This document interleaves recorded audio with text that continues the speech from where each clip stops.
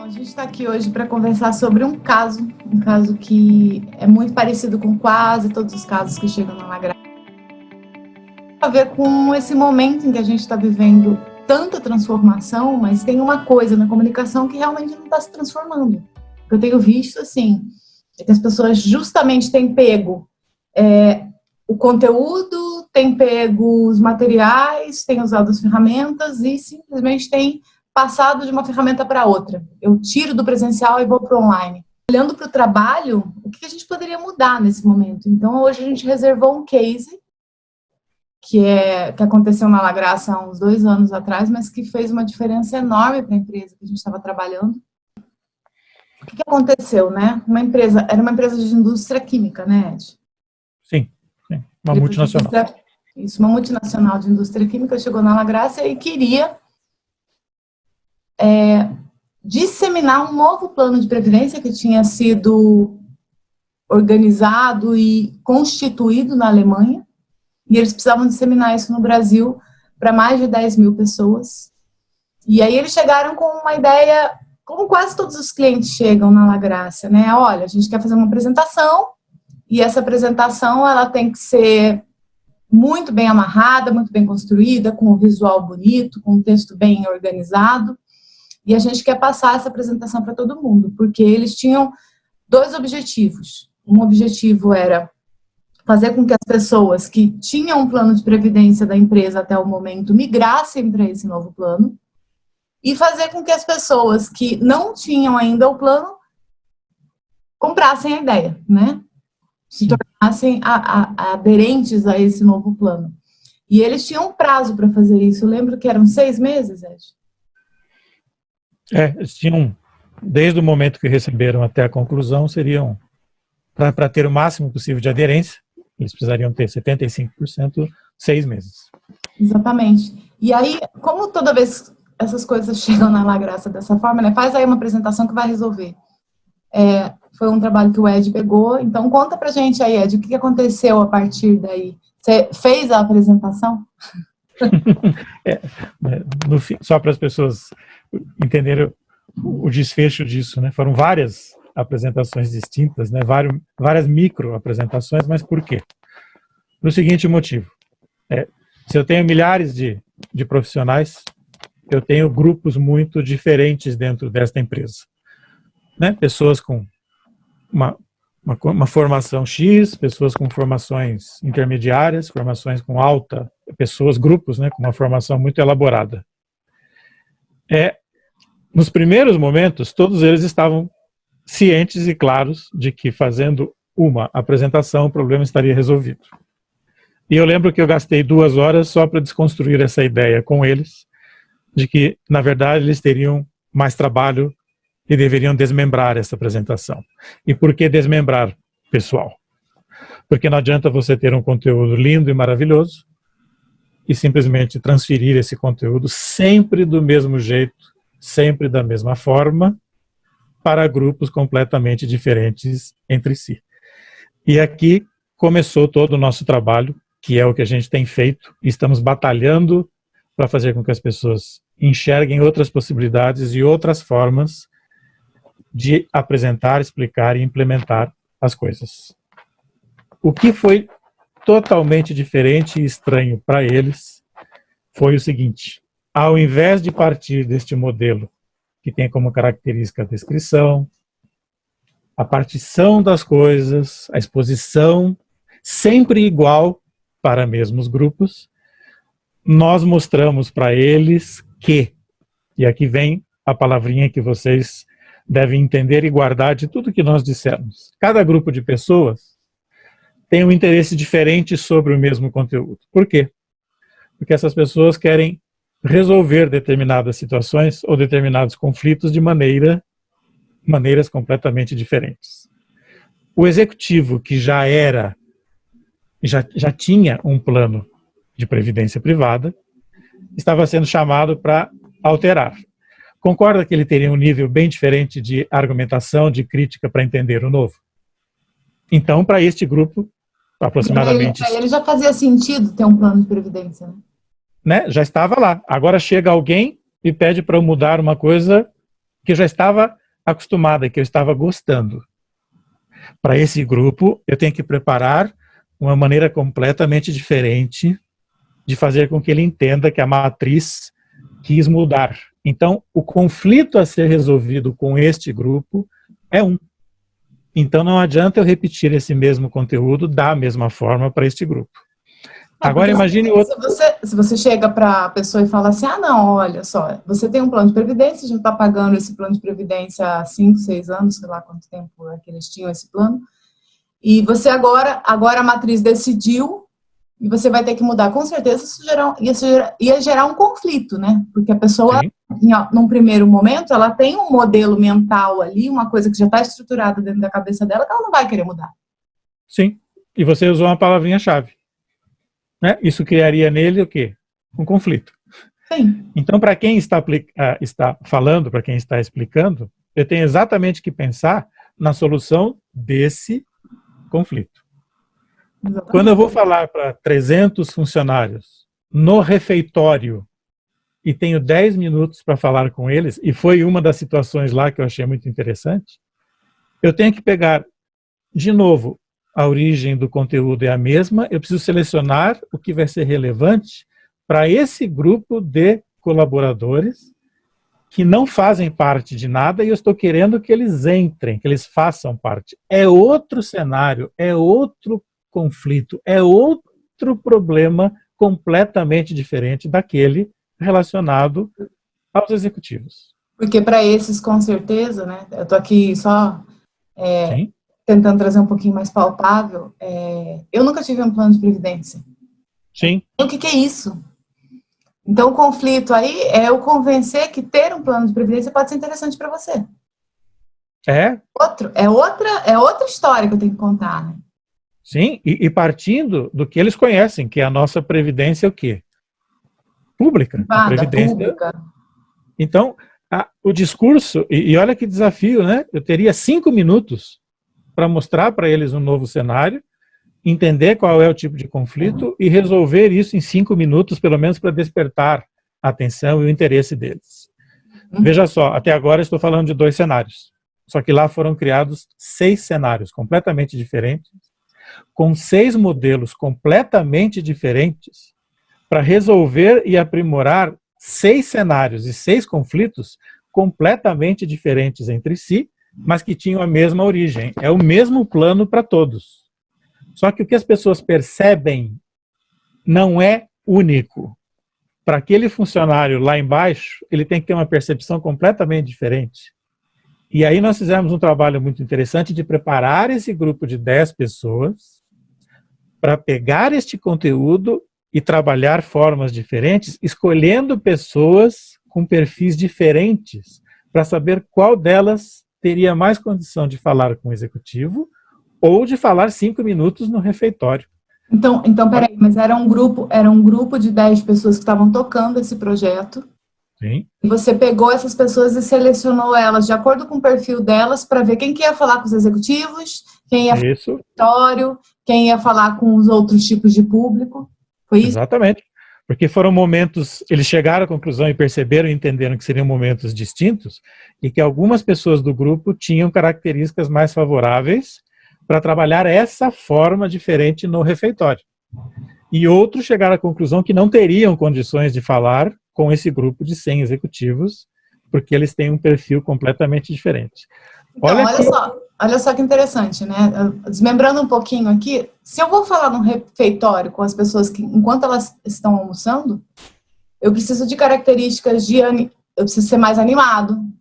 Sim. Eu preciso ser mais alegre, né? Eu preciso tratar isso, e precisa ser muito rápido também, né? Porque assim, eu não vou ficar incomodando as pessoas enquanto elas estão comendo. E eu lembro que quando a gente fez esse trabalho, tinha um plantão, né? Eles faziam um speech rapidão ali, mas as pessoas ficavam tirando dúvidas e fazendo o plano de previdência ali num cantinho do refeitório. Foi isso mesmo? Exatamente, exatamente. Porque em 5 minutos eu desperto o interesse, faço a pessoa se interessar, falo, olha, 10 minutinhos antes de voltar, a empresa deu esse tempo, eu despertei o interesse de vocês, agora vamos ali para vocês conhecerem um pouco mais do detalhe e nós concluirmos a ação. Então, este é um pacote. Agora, quando eu vou falar com o executivo, eu já preciso de outras características. Eu preciso ter um perfil mais sênior. Sim. Sênior não no sentido de idade, mas no sentido da forma de falar, da forma de me expressar. A característica da objetividade subjetiva, né, que a gente tem batido tanto nessa tecla. Mas eu preciso ter, sim, uma objetividade, eu preciso falar com mais clareza e ter um discurso mais ágil, porque o executivo não tem tempo. E no caso dos executivos, o ponto principal é que eles tinham interesse em saber por que estava havendo essa mudança macro, para fazer sentido para eles, já que eles estavam encabeçando o processo. Olha só, é completamente diferente o conflito a ser reequilibrado, a ser rediscutido, a ser reconfigurado. Eu gosto muito dessa palavra. Eu estava numa configuração X, você chegou, me mostrou que isso vai mudar, eu quero saber o porquê disso, como que eu vou agir em função disso, e aí foi mais detalhado. E eu lembro que nós discutimos que essa apresentação, ela teria de 15 a 20 minutos sempre para grupos de executivos, mas completamente diferente daquela outra. Aqui o sentido maior é eles entenderem por que a matriz estava querendo isso. Para determinados grupos, não faz sentido entender essa decisão macro, mas para outro grupo faz sentido sim eles entenderem por que está havendo essa mudança. Por que foi difícil, Joyce, e por que é difícil para a maioria das pessoas? Porque no dia a dia as pessoas pegam conteúdos, escolhem ferramentas e adotam um caminho. E aí isso não vai dar certo de jeito nenhum, porque cada pessoa, cada grupo entende, percebe, assimila e compreende de formas distintas, de acordo com os seus cenários, de acordo com as suas experiências. Neste caso, em função do que nós falamos para eles, é incrível que eles chegaram às metas, atingiram as metas 45 dias antes do previsto. Caramba. Sim. Foi difícil? No início foi difícil, porque foram 15 dias de preparação e algumas experiências que serviram de laboratório para validar a sequência. Mas a hora que eles pegaram o jeito e validaram, deslanchou. O retrabalho foi muito pouco, as pessoas entenderam mais profundamente e chegaram ao resultado de maneira muito mais eficaz e rápida. Na verdade, assim, o assunto tanto faz. O que a gente está falando aqui? Sobre forma. Sim. Formas diferentes para falar com pessoas diferentes. Eu lembro que uma vez eu fui almoçar com uma executiva de mercado e ela tinha 25 pessoas abaixo dela. E a gente estava lá conversando e tal, a gente estava conversando exatamente sobre isso, né? Sobre essa nossa... que a gente precisa sempre adaptar a comunicação, olhar para a forma. Não é o conteúdo que eu estou falando, mas sim a forma como eu estou falando, de acordo, não com o que eu acho, mas com quem está na minha frente. Sim, e o quem está na frente é qual é o tipo de conflito que eu vou ajudar esta pessoa a aprimorar, a resolver, a minimizar, mas a forma, ela está diretamente associada ao tipo de conflito sobre o qual eu vou atuar. E aí muda completamente o jeito de você abordar o conteúdo. Sim, e esse conflito não é seu. Isso é que eu mais louco, né? Ele tem a ver com o teu conteúdo, se eu tô vendendo qualquer coisa, seja uma ideia, um projeto, um processo, qualquer coisa, eu preciso pensar qual vai ser a dificuldade, o que é essa coisa que eu estou oferecendo vai resolver na vida daquela pessoa. Inclusive, essa executiva virou para mim e falou assim, mas que saco, então vou ter que... Na verdade, eu vou ter que olhar, então, para cada um dos meus 25 colaboradores e adaptar o meu discurso a cada um deles, mesmo que o conteúdo seja o mesmo. Aí eu virei para ela e falei assim, olha, não é que você precisa fazer 25 conversas, você pode até ter uma mesma base para partir para uma conversa inicial, mas você precisa ter percepção suficiente para entender que se eu tenho grupos determinados ali naquelas pessoas que, por exemplo, têm mais conhecimento, que têm menos conhecimento, que sabem inglês, que não sabem inglês, enfim, estagiário ou gerente, enfim, eu preciso determinar alguns nichos e a forma que eu vou adaptar essa conversa de acordo com esses nichos precisa sim ser diferente. Aí ela falou assim, mas isso dá muito trabalho. Falei assim, mas é o que garante eficácia também. Se a pessoa não faz isso, ela vai ter muito mais retrabalho. Só que a pessoa não percebe isso. Então, ela age de um mesmo jeito, achando que está resolvendo a situação. A pessoa não entende, ela volta para o líder e vai exigir um tempo para reexplicar. E quando a gente faz a reexplicação, é a hora que a gente tenta individualizar, coisa que deveria ter sido feita no início. Sim. Então, se eu tenho 10 pessoas muito íntimas no meu trabalho, eu tenho que observá-los, sim, e entender como essas 10 pessoas entendem, resolvem, processam conflitos. Se eu vou falar para um grupo maior, você falou, há pessoas individuais, mas eles também fazem parte de um grupo. E aí todos os conflitos que vão ser aperfeiçoados, resolvidos, também eu posso pensar em grupo, porque eles estão dentro de uma empresa e dentro de uma área. Mas nunca a gente deixa de observar os conflitos, sejam eles individuais ou grupais. A mudança de modelo fundamental para todo mundo é que eu deixo de pensar nos meus e tenho que perceber os dos outros para fazer a adaptação daquilo que eu estou trazendo. Se eu trago uma norma nova, essa norma vai melhorar, vai resolver um conflito, que não é meu, é do grupo e da empresa. E por que não é fácil? Porque eu tenho que ficar extremamente observador. Eu tenho que melhorar a minha sensibilidade em relação ao ambiente e às pessoas. Porque eu estou deixando de ser alguém baseado no conteúdo do que eu tenho para dizer e eu começo a pensar na adaptação desse conteúdo às realidades. Muda completamente a forma. O conteúdo continua tendo peso. A norma que eu estou trazendo é uma norma internacional, validada por várias pessoas. Mas o meu grupo só vai acatá-la se eu conseguir fazer com que esta pessoa, este grupo, enxergue que esta norma vai ajudá-lo no aprimoramento de algo. Ponto final. Sabe que você me fez lembrar uma vez que eu estava dando aula de roteiro numa empresa e eles estavam fazendo um treinamento, acho que você vai lembrar disso. Eles estavam fazendo um treinamento sobre cartões. Eles estavam lançando um cartão no mercado e eles iam fazer um treinamento com o pessoal de pós-venda. E a gente estava falando exatamente sobre isso, né? Porque, na verdade, você olhar para o conflito faz com que você crie sentido para aquela pessoa, né? Sim. A partir do momento que eu olho uma situação e eu percebo que essa situação vai me ajudar a resolver um conflito meu, eu começo a me interessar pelo assunto. E faz sentido continuar te ouvindo e entender qual é a solução que você está me trazendo. Então, na verdade, você cria interesse sobre a solução quando você traz o conflito.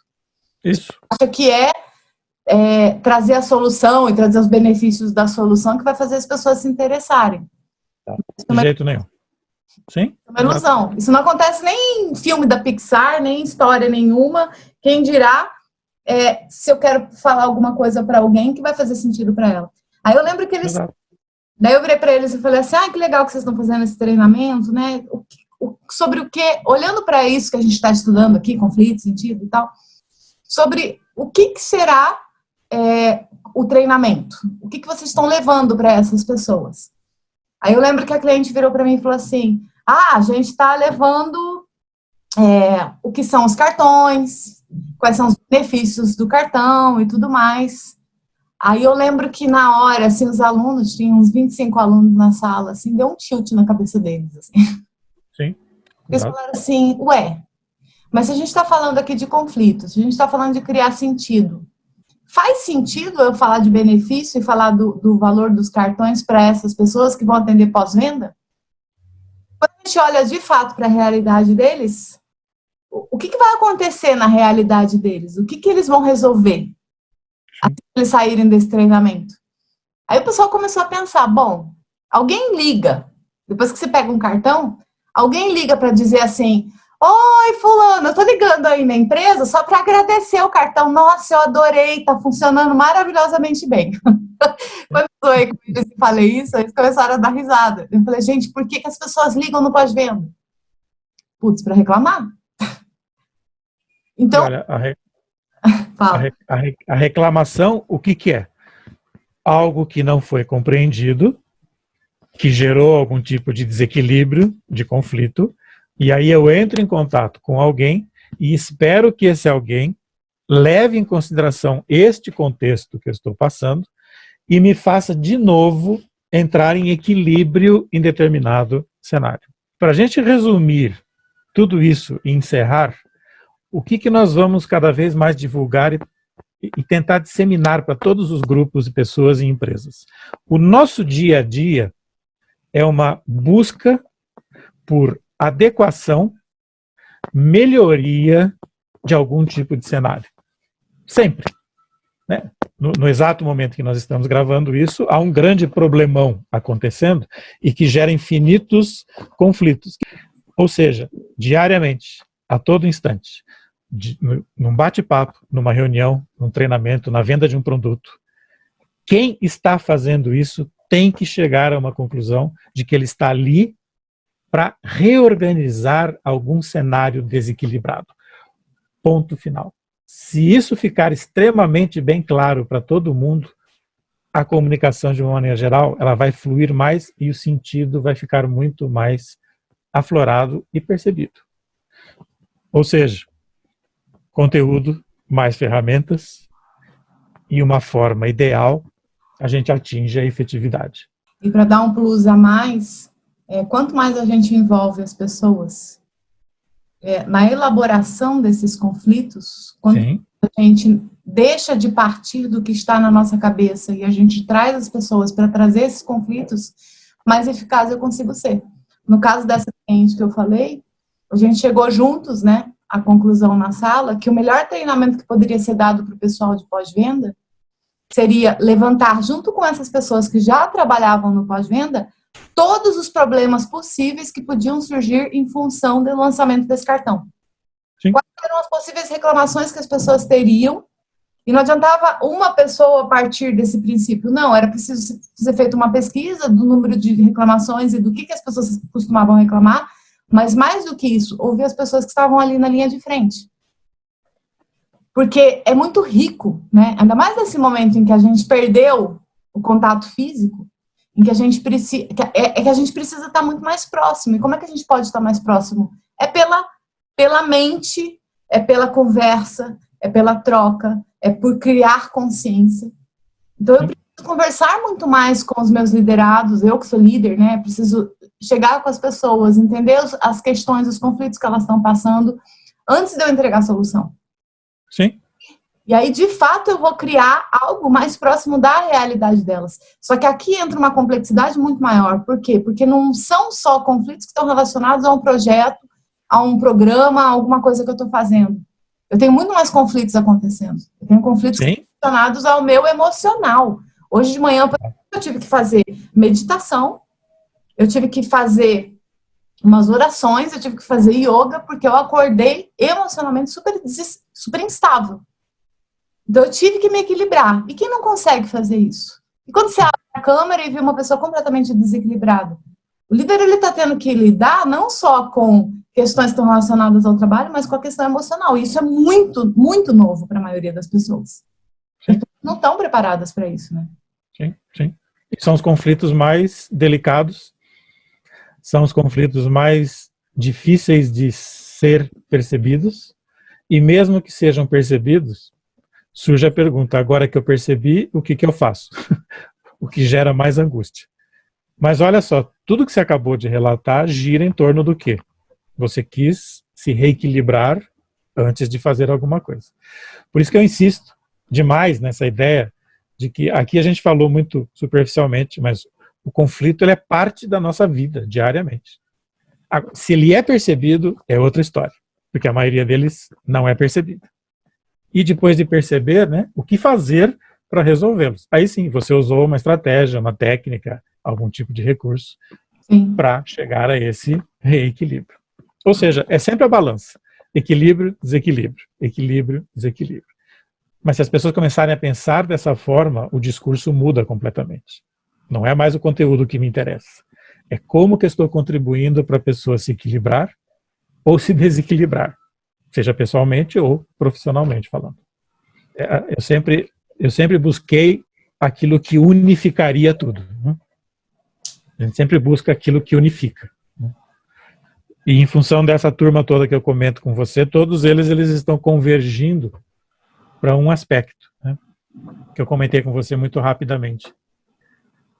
E aí entra toda a questão que é sentimento, que é psicológico e que é biológico. Se a pessoa não leva em consideração o sentimento, ela não percebe qual é o desequilíbrio.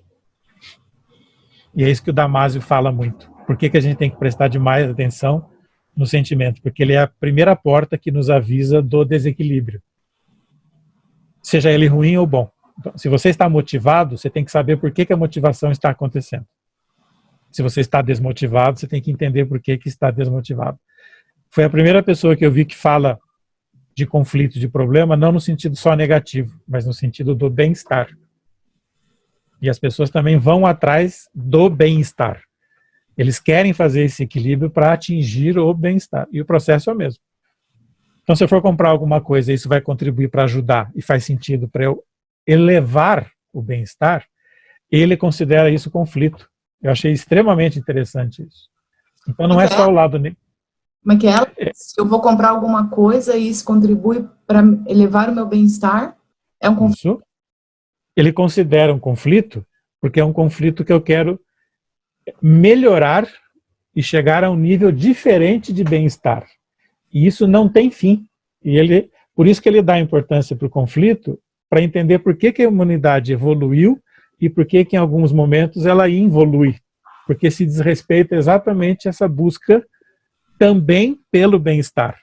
Não é porque eu não estou doente que eu já estou equilibrado. Agora que eu estou num estágio mínimo, eu vou atrás da realização.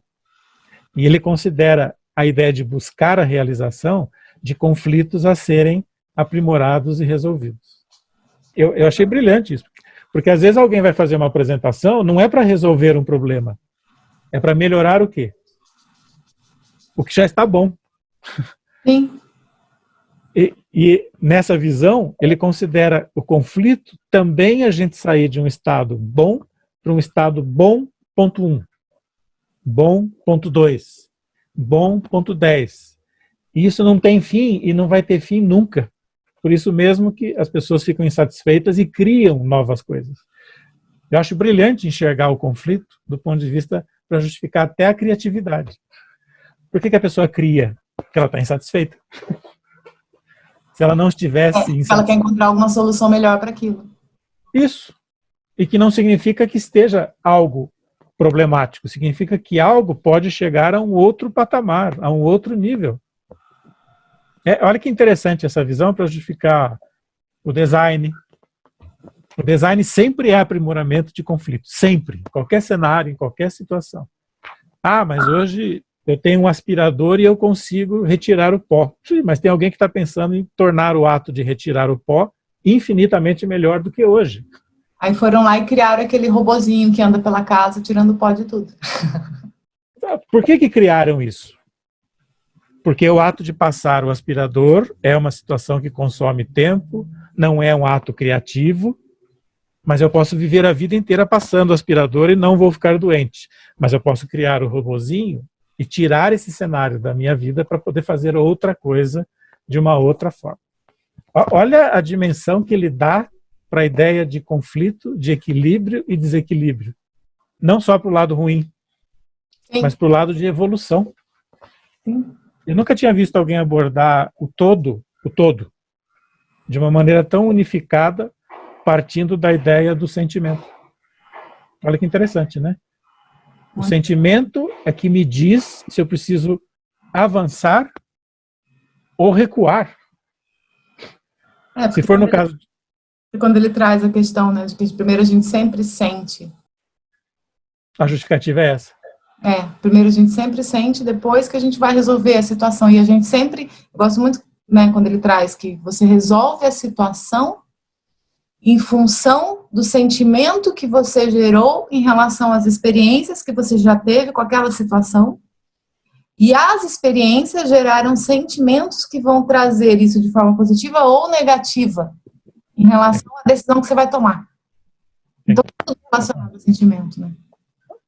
O que eu faço com ele é que é diferente. E aí que entra o conceito de experiência, né? Se eu estou sentindo alguma coisa, eu preciso prestar atenção no sentimento e prestar atenção nas experiências que eu tive que me levaram a ter esse sentimento. Seja a gente falar de doença, seja a gente falar de comportamento cotidiano.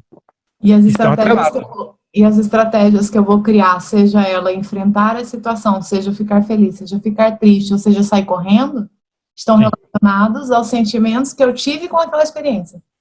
Sim. E tudo isso atrelado a uma sensação que a gente tem de equilíbrio, desequilíbrio, evolução ou estagnação. Sempre, sempre, sempre, sempre. Ou seja, nas atividades mais cotidianas, e agora indo para o nosso lado profissional, né? Olha que interessante. Quem vai fazer uma apresentação, se ela não tiver a ideia na cabeça de que ela vai fazer em função de um cenário que precisa ser repensado e ressentido, ela não vai ter a conexão nunca com a pessoa. Por isso que o conflito é a parte-chave. Nessa dimensão que a gente está falando. Não é o conflito no sentido só de problema. É o que você falou do cartão. Né? O cartão é uma baita de uma solução que deram, que vem acompanhada com a reorganização de 500 mil experiências que eu não tinha. Se eu não souber usá-lo, vai ser um baita de um conflito gigantesco. Se eu souber usá-lo, ele me ajuda no meu dia a dia para torná-lo mais agradável, mais produtível. Se não for, ele faz o inverso. Quer dizer, o cartão em si, ele não pode ter valor.